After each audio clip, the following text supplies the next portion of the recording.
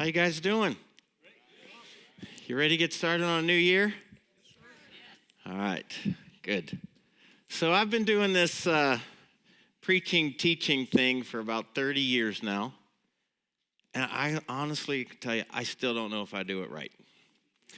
I've taken the classes, I've read the books, I went to the workshops, I've studied the great preachers, tried to make the tweaks here and there, but at the end of the day, I come back to just a couple of things. And one of the things I come back to is, Paul, just talk to people. Just tell them the truth. Don't yank them around. Don't make it out to be more than it really is. Just tell them the truth. Just describe your experience the best you can about your journey of following Christ and invite them to consider it. And just keep sending them back to Jesus. Keep sending them back to the scriptures. And then kind of let the chips fall as they decide and as they figure out how they're going to experience faith. And again, at the end of the day, what I'd most like to do, I mean, this is really my heart, is I would love to talk to people like we're going to lunch together. In fact, that would be my preference, is that we just all go to lunch together. Just one-on-one, like you and me having lunch, talking about spiritual journey and some things that we're both figuring out. But, you know, if we did it that way, it wouldn't be very efficient. It would take forever to get through a single topic, and I'd be about 6,000 pounds. And so, but this is one of those series that I would love to just go to lunch together and talk about it with you. But we can't do it that way, so I'm just gonna talk with you like we're having lunch, and be really honest about what I'm discovering. So we're gonna explore a new topic here for the next 4 weeks, and today we're gonna start at like 30,000 feet. Today I'm gonna introduce an idea to you. I'm gonna invite you to consider doing something for 12 months, 2022. So we're going to just start at the big picture, and then over the next 3 weeks, we're going to narrow it in on some very specific ways in which this topic might apply to our lives. Does that make sense? So 9 years ago, I celebrated my 50th birthday. You know, it was no big deal, kind of a milestone. It felt a little different than like 40 did and 30 did. 50 felt a little bit more like, well, now you have to start acting your age, and that didn't sound like very fun. I was like, okay, but at the end of the day, it was just a number. Age is an attitude, that sort of thing. And so it wasn't a big deal. But a couple of days after I had my 50th birthday, I was laying in bed one morning, doing what I do, is just thinking. I hadn't even opened my eyes yet, and I was thinking about my day, and I was thinking about probably an upcoming message, and I was thinking about a counseling appointment and things going on in the world. That's my brain. It's always thinking. And I was laying there thinking, and suddenly a thought penetrated all the other thoughts, came to the front of my mind, and literally jolted me awake. Like my eyes came open, I sat up on my elbows in the bed, and I thought, oh my word. I remember it like it was yesterday, and here was the thought. I now have less life ahead of me than I have behind me. Statistically speaking, the likelihood of me living another 50 years is small. Maybe 35, maybe 40.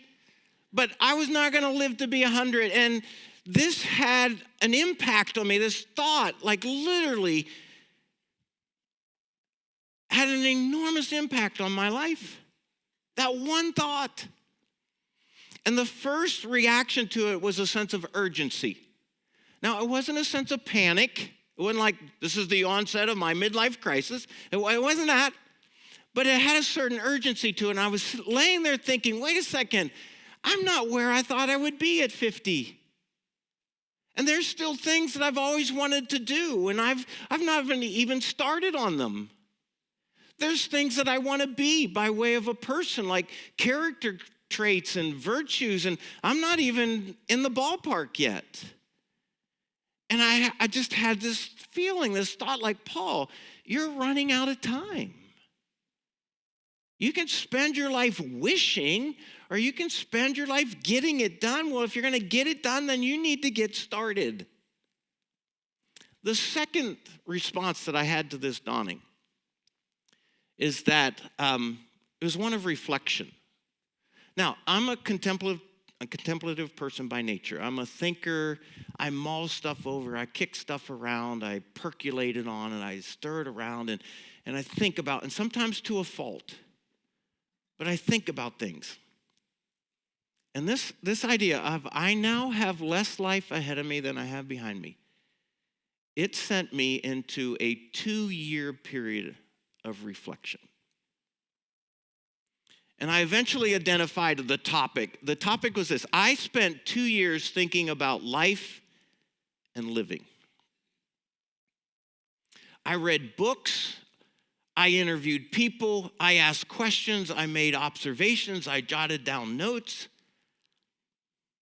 And I was fascinated, like this thing we call life, the 70, 80, 90 years that we live on this earth. Like, what is it? What's its purpose? What's its meaning? What's it about? And so often it seems like life is like this script that people hand to you. Your parents hand you a script, and your teachers hand you a script, and then your boss hands you a script, and society hands you a script, and your friends hand you a script. And for so many people, it seems like life is just this script that gets handed to us, and it goes something like this. You're born, you go to school, you get a job, you retire, you play golf and go on cruises, and then you die. And I looked at that script and I thought, that's not the script I want to read from. That's not the life I want to live. But that was what I was observing in so many people's lives. There was no really intentional approach to living their life and writing a story. It was just doing what was handed to us, what was expected of us. And then I got fascinated in this idea of living, like the things that we do in life, like how we go about our day, our choices, our thoughts, our values, our priorities, our habits, our disciplines, our lack of disciplines, our insecurities, our dysfunctions, our successes, our failures. I just got fascinated in how we go about living this thing called life. Now, because of the nature of how I'm wired, I spent 2 years thinking about this, and this is what I do with most anything, is I am always interested in what I call a teachable point of view. So basically, I like to learn lessons, and then the teacher in me starts thinking, how would I pass these lessons on? How would I share this sort of thing? So this life and living, I was trying to kind of take notes, a teachable point of view, and here was what I was most interested in. What were the common denominators? Like, what was true of every person's journey in life and living? Because we all have different lives and we all do life differently, but what were some of the common denominators that were true of anybody and everybody? That's what I was really, really interested in. And I ended up making a handful of observations. And here's the deal. Some of them changed my life. Literally changed my life at age 50. And some of the things that I learned, I discovered are true for every single person. There's no exceptions. You're not going to be an exception. These things that I learned are true of every single person on the planet, regardless of age, regardless of gender, marital status, educational accomplishment, socioeconomic standing. These are things that are true of every single person on planet Earth. Would you like to know what some of them are? Okay, here's the first one. Again, this was life-changing for me. That life is down to two fundamental components. Every single person's life is a matter of time and energy. That every single thing that we do in life, from the monumental to the mundane. I don't care if we're talking about your careers or your hobbies or your accomplishments, or if you're talking about reading a book, washing the dishes, or using the restroom, okay? Everything is a factor of time. We distribute some amount of time toward every single thing that we do. Seconds, minutes, hours, days, weeks, months, years. Everything about our life is some distribution of time, and everything that we do in life is some distribution of energy. Creative energy, relational energy, mental energy, physical energy. We distribute energy to every single thing that we do. Does that make sense? Here's why that was important to me.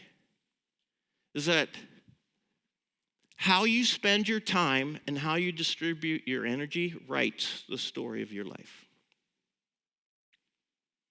The truth of the matter is that every one of us, we're going to die someday, and there will probably be a funeral service, and people are going to get up, and they're going to say something about your life. And what they're going to tell by the way of stories of your life are going to be a reflection of where the time and the energy of your life was distributed.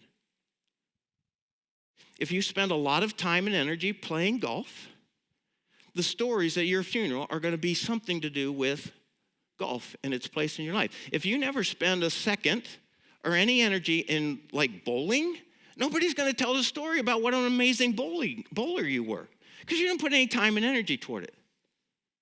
And so I started to think, wait a second, if I don't want to read from the typical script and I want to create a different story, then what I needed to do was start putting time and energy toward the things that I thought is how I wanted to spend my life. Does that make sense?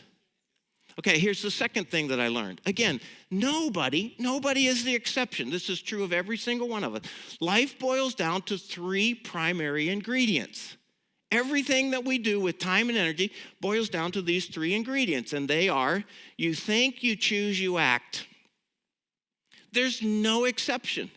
Everything that you do, every single thing that you do in life is the result of a choice that you make, or choices that you make. And every choice that you make is a reflection of something or some way that you think.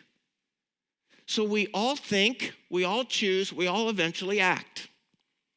There's no exception. Everything you do, from monumental to mundane, is a reflection of choices, which is a reflection of thinking. Now, some people push back and say, no, Paul, there's things in my life that I do without thinking. No, there isn't. There isn't. The way that your brain is wired, it's an amazing machine. But what it is able to do is it builds pathways, it builds grooves. And eventually, if you keep entertaining the same thoughts, making the same choice, eventually you just build a pathway in your brain that you're always going to do something and it seems like you're not thinking, like brushing your teeth.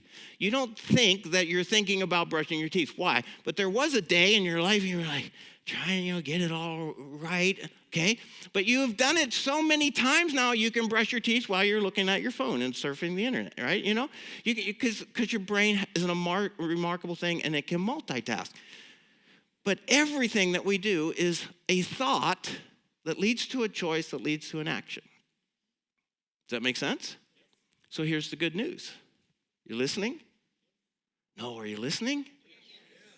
If there's any part of the story, the script, in your life that's unhealthy, that's unproductive, or unfulfilling, you can change that.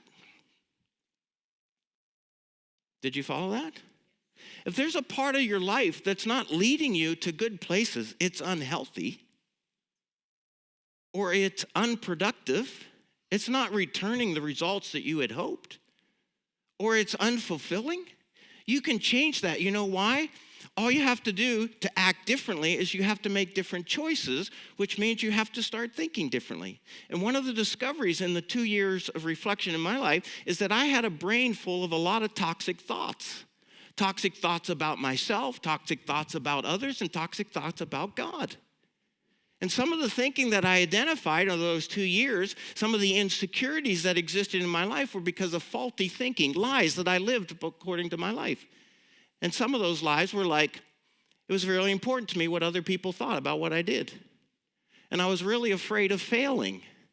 And I had this expectation of myself that if I didn't do it perfectly the first time, then I shouldn't even bother doing it.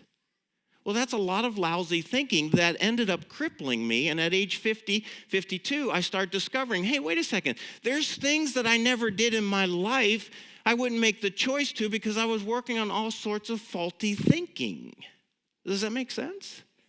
So when I started looking at those parts of my life that were unhealthy or that were unproductive or unfulfilling, I realized, well, Paul, that's nobody's fault but your own. You can rewrite the story. You can change your life by thinking differently, choosing differently, and acting differently. Does that make sense? So let me give you an example. And I hesitate to do this because it's about me and I don't want it to be about me. But this is a perfect example of like time and energy, thinking, choosing, acting. When I was about 17 or 18 years old, Sports Illustrated ran an article about this thing that had just happened about 2 years earlier. It was called the Ironman race. It was held in Hawaii. And I read this article and I thought to myself, that's impossible.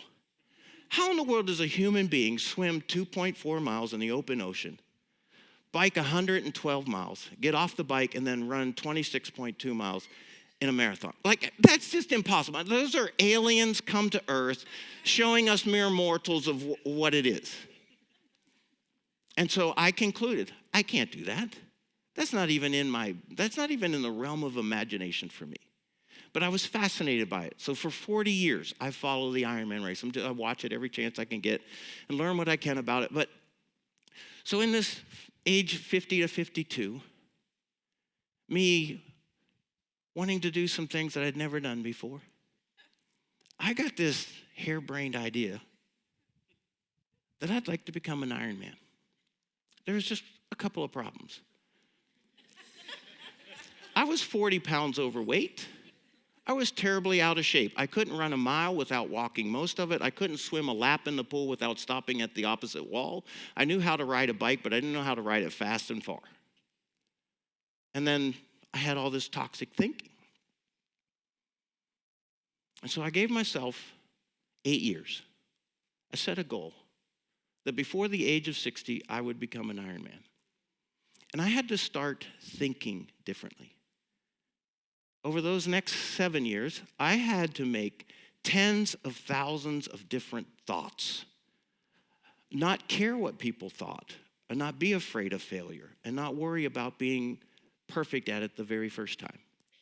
I had to make thousands and thousands of different choices, literally. I had to make thousands of choices because everything in me, it was too hot, too cold, too rainy, too windy, too early, too late, too hard. I can't do this. I had to keep telling myself, this is not true.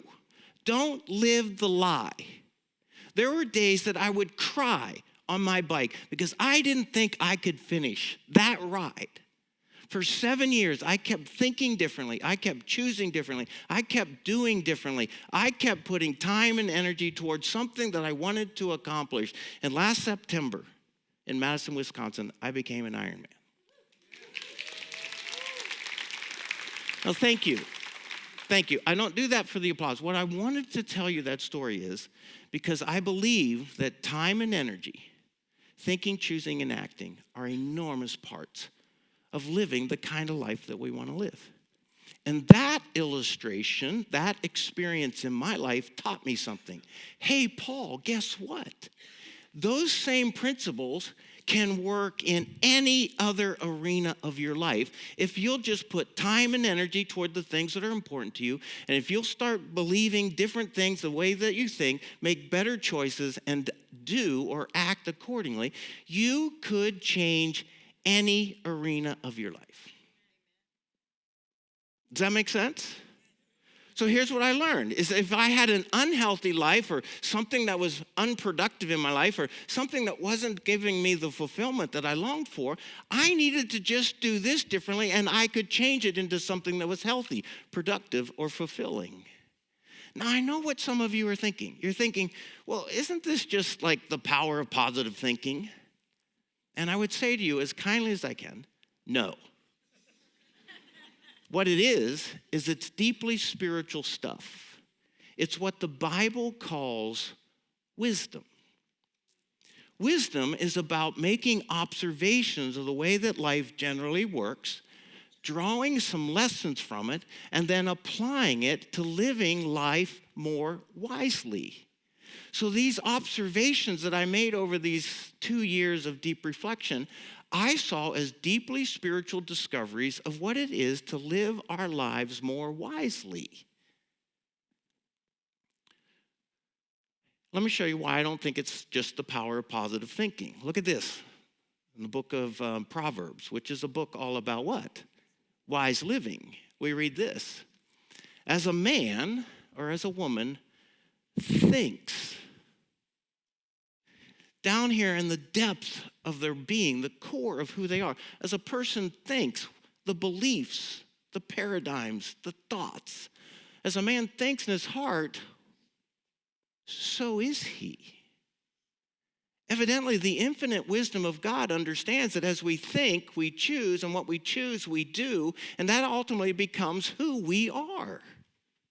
Look at this passage of Scripture. Paul writes to the church at Ephesus in the first century, and he's talking to them about what it means to be a Christian, and he's confronting some of the things that were inconsistent in their behavior and their lifestyles with the profession to be followers of Christ. And so he says, I tell you this. In fact, I insist on this.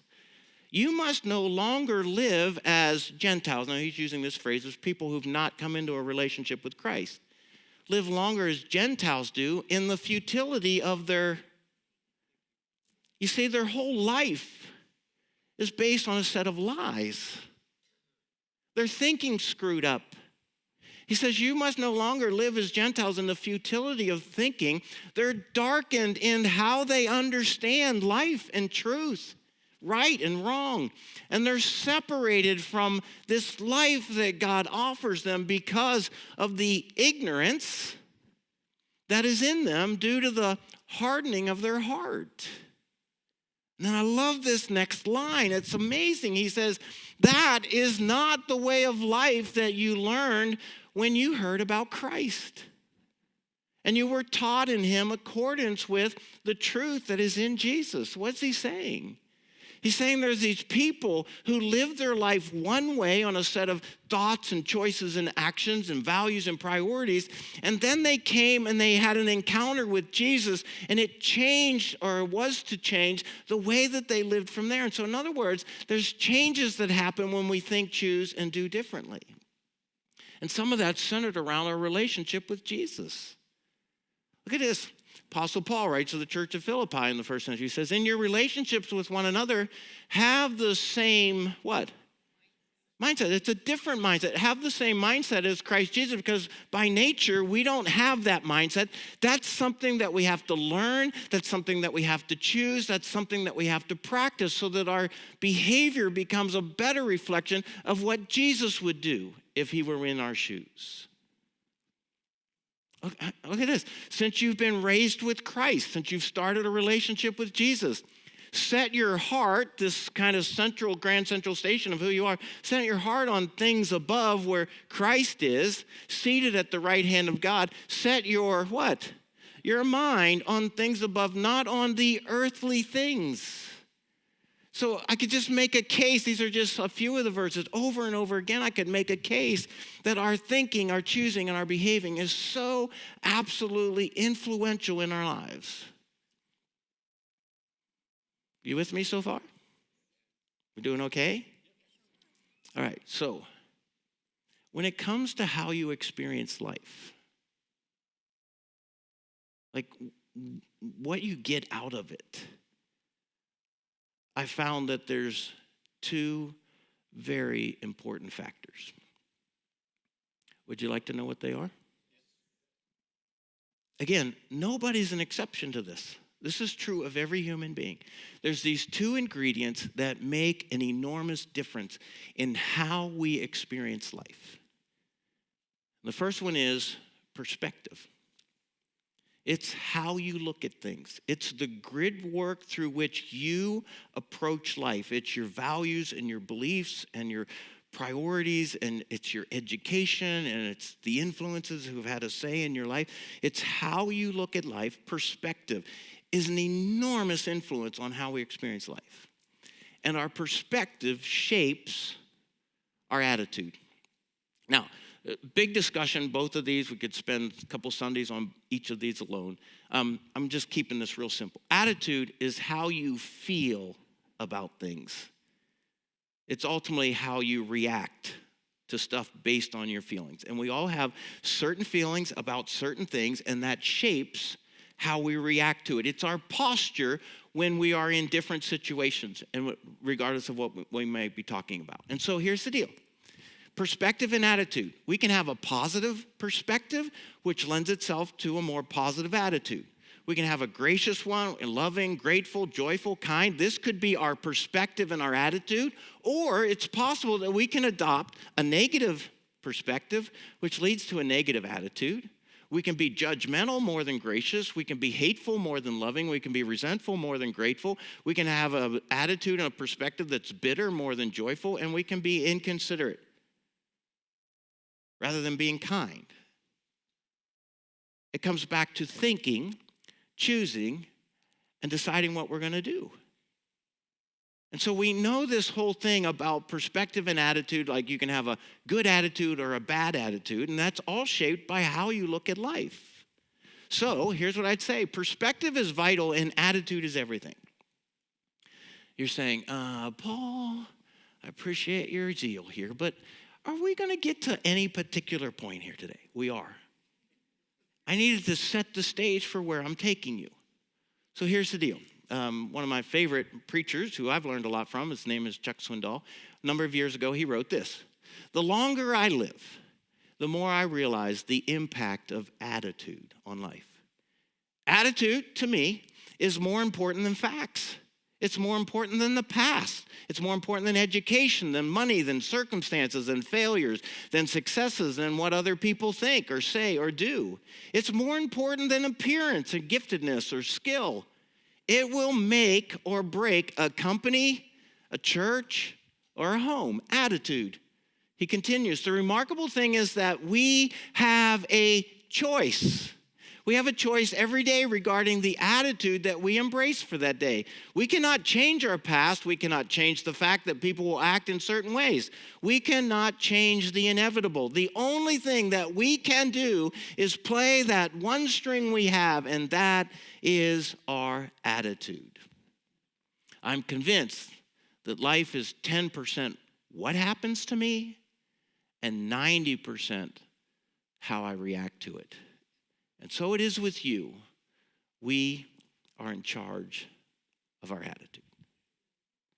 Perspective and attitude have an enormous impact on how we experience life. So let me show you something. We can operate from a perspective and attitude, life's so difficult. It's always so disappointing. I keep coming to these road blocks and these obstacles, and nothing ever goes right for me. And so this is our perspective. This becomes our attitude, and this becomes the experience that we generally have about life. Or we can choose something different. I know life's fascinating. Life is really fascinating, and it's very fulfilling. And that perspective will change an attitude, which will change how you experience life. So now, let's talk about the thing that we're here to talk about. And that is this thing called the spiritual journey, or the Christian life, whatever word you use, following Jesus, a life of faith. Remember, time and energy, thinking, choosing, doing, perspective and attitude, they run across all arenas of life. And so when we get to talking about this whole faith journey, this whole spiritual thing, whatever we're talking about, I'm going to suggest to you that perspective and attitude play an enormous part in it. How we look at our spiritual journey determines what becomes of our faith. So I've been a pastor now for 30 years. I've talked to a lot of people. I've had literally thousands of conversations with people about faith journey, about Christian life, about following Jesus. Thousands and thousands of conversations. And because of the way my mind works, I make observations and I draw lessons and I look for patterns. And here's what I've noticed in these thousands of conversations is that people have a certain perspective on what it means to follow Jesus. And that perspective influences their attitude. And here's like 4 of the most common perspectives that I've discovered in talking with people about spiritual journey. One very common one is a lot of people describe their spiritual journey as an obligation. All these responsibilities, all these things that I have to do. I have to go to church. I have to read my Bible. I have to say my prayers. I have to put some money in the offering plate. I have to serve, as a volunteer and help people who are homeless or hungry. And I have to. It ends up sounding a lot like no's and don'ts and stops. And so I can't drink that, and I'm not supposed to say those words, and I can't smoke any of that. And though that feels really good and I like it, I'm not supposed to do it. So, and this is their perspective. Is what it means to follow Jesus is all this obligation and responsibility, and it's just burdensome.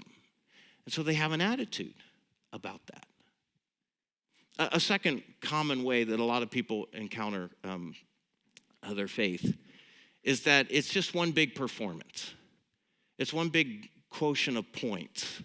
So I get points if I read my Bible and if I go to church and if I, say my prayers and if I put some money in the offering plate, like that's a big point getter. And then if I help people, depending on like how badly they need help, I get more points. But the fact of the matter is, if I miss a few days at church, I lose a few points. And if I don't put as much money in the offering plate, I lose points. And if I skip reading my Bible for a couple weeks, I lose a lot of points. And so it's just this whole point system.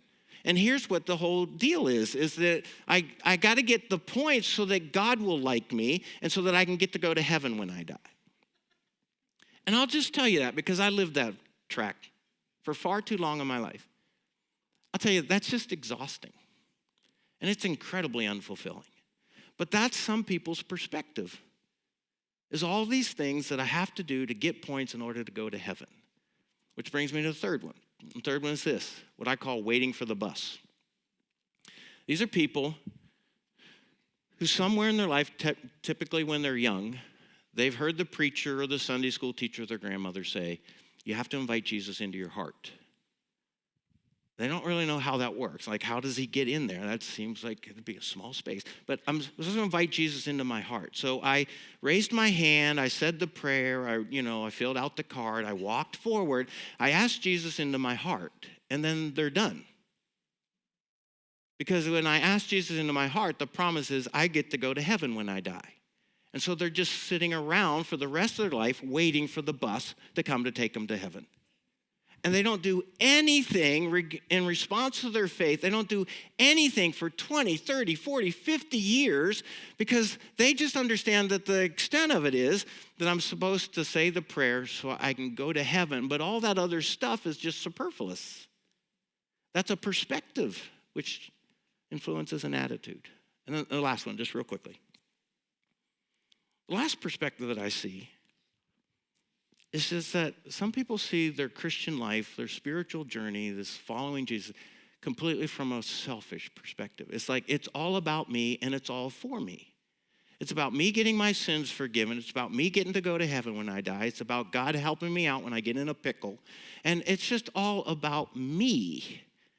And so when it's all about me, it really creates an attitude of a very critical, judgmental spirit. Like if I go to church and church doesn't seem to blow my bangs back or flip my switches, then they're doing it all wrong and I'm not going to play there anymore. And so you just create this really self-serving experience of what it means to follow Jesus. Maybe one of those 4 sounds similar to something that you've known and experienced. So what if we could change our perspective? Because we've discovered that we can change a perspective if we think, choose, and do differently, right? And it is possible to change a life if I put certain time and energy in a certain direction. And so what if following Jesus was an adventure? You see, that just sounds different. That just plays differently. That I'm on a spiritual journey, and this journey that I'm on is one big adventure. Like I don't really understand all that's on up ahead on the trail. I don't really know what I'm going to encounter, but that's okay because I'm on an adventure. That's a completely different perspective. Now, it's interesting. We talk so much about faith, and I'll just tell you this. This is the part of don't yank people around. This is the truth. Faith by nature, it is mysterious. It can be a crazy maker if you get down into it, especially if you're real practical or pragmatic, or you're an engineer or a mathematician and you want everything to add up. I'll just tell you, faith doesn't work like that. So it's maddening for people who only think in really stringent kinds of categories. Faith is mysterious, and it's rooted in the realm of impossible. It doesn't traffic in, that's doable. No, it's about let's try impossible stuff. Here's some things that are interesting about faith. Faith by nature is unfamiliar. You're not going to know every step ahead of you. It's unfamiliar by nature. It's uncomfortable. There's dimensions of faith you're just like, I got butterflies and I don't want to do that. Because I don't know how it'll unfold. That's faith. Faith by nature is risky. There's times you're going to be invited by Jesus to step out and do something or live a certain way that nobody else does, and you might risk being rejected or made fun of or ostracized. But are you willing to go on an adventure? So we get this choice that we make, that we can talk about following Jesus as an adventure, and we think, that's really exciting. That's kind of intriguing to think about it. Or you can say, no, I'm not doing adventure stuff. That's scary and that's overwhelming because I don't do risky stuff. I don't like when anything gets uncomfortable. And I'll just tell you, that's a perspective that you have. And it's influencing the attitude that you have about following Jesus. Okay, we got to hurry because I'm already over time. Nope. Don't even look at that. I'm not going to rush through this. It's too important. If we were at lunch, we could stay as long as we'd like. But there's lots of different reasons why we can't stay here as long as we'd like. I'm married to one of them, and she happens to run the children's ministry. So we're going to stop right there. We'll pick this up next Sunday. Because Jesus says something that is extraordinary about the life that he calls us to.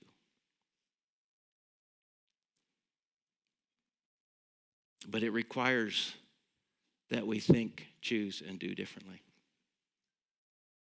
You interested? Well, then you better be back here next Sunday, okay?